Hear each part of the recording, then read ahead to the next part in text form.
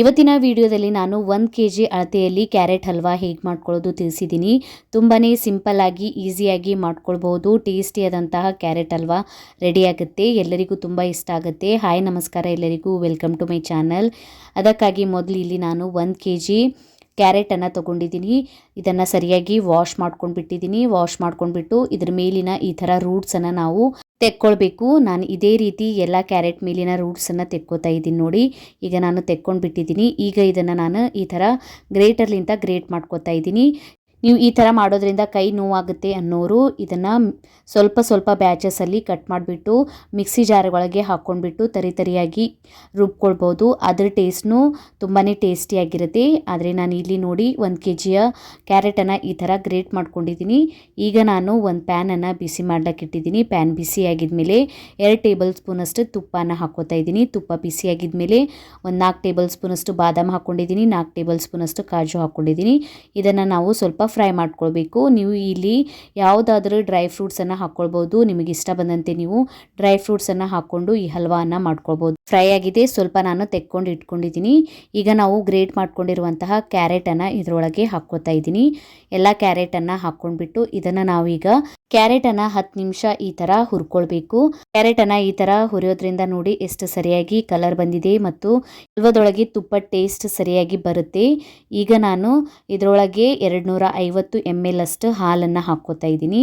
ಹಾಲನ್ನು ಹಾಕ್ಕೊಂಡು ಈಗ ನಾವು ಸ್ವಲ್ಪ ಮಿಕ್ಸ್ ಮಾಡ್ಕೊಳ್ಬೇಕು. 1-2 ಸೆಕೆಂಡ್ ನಾವು ಮಿಕ್ಸ್ ಮಾಡ್ಕೊಂಡ್ಬಿಟ್ಟು ಈಗ ಇದರ ಮೇಲೆ ನಾವು ಮುಚ್ಚಳನ ಮುಚ್ಚಿಬಿಟ್ಟು ಹಾಲಿನೊಳಗೆ ಸರಿಯಾಗಿ ಬೇಯಿಸ್ಕೊಳ್ಬೇಕು. ನೀವು 10 ನಿಮಿಷ ಇದನ್ನು ಮುಚ್ಚಳ ಮುಚ್ಚಿಬಿಟ್ಟೆ ಬೇಯಿಸ್ಕೊಳ್ಬೇಕು. ಕೆಳಗಡೆ ಏನಾದರೂ ಅಂಟ್ಕೊಳ್ಳುತ್ತೆ ಅಂದರೆ ನೀವು ಒಂದ್ಸಲ ತೆಗೆದುಬಿಟ್ಟು ಮಿಕ್ಸ್ ಮಾಡ್ಕೊಳ್ಳಿ. ಇಲ್ಲ ಅಂದರೆ 10 ನಿಮಿಷ ಹೀಗೆ ಬೇಯೋದಕ್ಕೆ ಬಿಡಿ. 10 ನಿಮಿಷ ಆಗಿದ್ಮೇಲೆ ನೋಡಿ ನಾನೀಗ ತೆಗೆದು ನೋಡ್ತಾ ಇದ್ದೀನಿ. ಸರಿಯಾಗಿ ಹಾಲೆಲ್ಲ ಕ್ಯಾರೆಟ್ ಹೀರ್ಕೊಂಡು ಬಿಡುತ್ತೆ, ಸ್ವಲ್ಪನೂ ಹಾಲಿಲ್ಲ. ಈಗ ಇದನ್ನು ನಾನು ಸ್ವಲ್ಪ ಮಿಕ್ಸ್ ಮಾಡ್ಕೊಂಡ್ಬಿಟ್ಟು 1/2 ಕೆಜಿಯಷ್ಟು ಸಕ್ಕರೆಯನ್ನು ಹಾಕ್ಕೋತಾ ಇದ್ದೀನಿ. 250 ಗ್ರಾಮಷ್ಟು ಸಕ್ಕರೆಯನ್ನು ಹಾಕ್ಕೊಳ್ಳಿ. 1 ಕೆಜಿ ಕ್ಯಾರೆಟ್ಗೆ ಇಷ್ಟು ಸಕ್ಕರೆ ಸಾಕಾಗುತ್ತೆ. ನೀವೇನಾದರೂ ಜಾಸ್ತಿ ರುಚಿ ತಿಂತೀರಾ ಅಂದರೆ ಇನ್ನೊಂದು ಸ್ವಲ್ಪ ಹಾಕ್ಕೊಳ್ಬೋದು. ಆದರೆ ಕ್ಯಾರೆಟ್ನು ರುಚಿಯಾಗಿರುತ್ತೆ, ಅದರ ಸಲಕ್ಕಾಗಿ ಇಷ್ಟು ಸಕ್ಕರೆ ಹಾಕ್ಕೊಂಡ್ರೆ ಪರ್ಫೆಕ್ಟ್ ಆದಂತಹ ಕ್ಯಾರೆಟ್ ಹಲ್ವಾ ರೆಡಿಯಾಗುತ್ತೆ. ಈಗ ಸಕ್ಕರೆಯನ್ನು ಹಾಕ್ಕೊಂಡ್ಬಿಟ್ಟು ನಾನು ಸರಿಯಾಗಿ ಮಿಕ್ಸ್ ಮಾಡ್ಕೋತಾ ಇದ್ದೀನಿ. ಈಗ ಇದರ ಮೇಲೆ ನಾವು ಮುಚ್ಚಳನ ಮುಚ್ಚಬಾರ್ದು. ಸಕ್ಕರೆಯನ್ನು ಹಾಕಿಬಿಟ್ಟು ನೀವು ಈ ಥರ ಇದನ್ನು ಮಿಕ್ಸ್ ಮಾಡ್ಕೋತಾ 10 ನಿಮಿಷ ಬೇಯಿಸ್ಕೊಂಡ್ರೆ ಸಾಕು. ನೋಡಿ ಈಗ ನಾನು ಸಕ್ಕರೆ ಮೆಲ್ಟ್ ಆಗ್ತಾ ಹೋಗುತ್ತೆ. ಇದನ್ನು ನಾವು ಮಿಕ್ಸ್ ಮಾಡ್ಕೋತಾ ಹೋಗಬೇಕು. ಸಕ್ಕರೆ ಹಾಕಿದ ಮೇಲೆ ಹಲ್ವದ ಕಲರ್ನೂ ತುಂಬ ಚೇಂಜ್ ಆಗುತ್ತೆ. ನೋಡಿ ಎಷ್ಟು ಸರಿಯಾಗಿ ಕಲರ್ ಬಂದಿದೆ ಅಂತ. 10 ನಿಮಿಷ ಆಗಿದ್ಮೇಲೆ ಈಗ ನಾನು ಗ್ಯಾಸ್ ಫ್ಲೇಮನ್ನು ಆಫ್ ಮಾಡ್ಕೋತೀನಿ. ಆಫ್ ಮಾಡ್ಕೊಂಡ್ಬಿಟ್ಟು ಈಗ 1 ಟೇಬಲ್ ಸ್ಪೂನಷ್ಟು ಇಲೈಚಿ ಪೌಡ್ರನ್ನ ಹಾಕ್ಕೋತಾ ಇದ್ದೀನಿ. ಇಲೈಚಿ ಪೌಡ್ರ್ ಹಾಕ್ಕೊಂಡ್ಬಿಟ್ಟು ಇದನ್ನು ಸರಿಯಾಗಿ ಮಿಕ್ಸ್ ಮಾಡ್ಕೋತೀನಿ. ಈಗ ನಮ್ಮ ಕ್ಯಾರೆಟ್ ಹಲ್ವಾ ರೆಡಿಯಾಗಿದೆ. ಈ ಕ್ಯಾರೆಟ್ ಹಲ್ವಾನ ರೂಮ್ ಟೆಂಪ್ರೇಚರ್ನಲ್ಲಿ 2-3 ದಿನ ಇಟ್ಟು ತಿನ್ಕೊಳ್ಬೋದು, ಕೆಡೋದಿಲ್ಲ. ಫ್ರಿಜ್ನಲ್ಲಿ 10ರಿಂದ 11 ದಿನ ನೀವು ಇಟ್ಟು ತಿನ್ಬೋದು. ತುಂಬಾ ಟೇಸ್ಟಿಯಾದಂಥ ಕ್ಯಾರೆಟ್ ಹಲ್ವಾ ರೆಡಿಯಾಗುತ್ತೆ.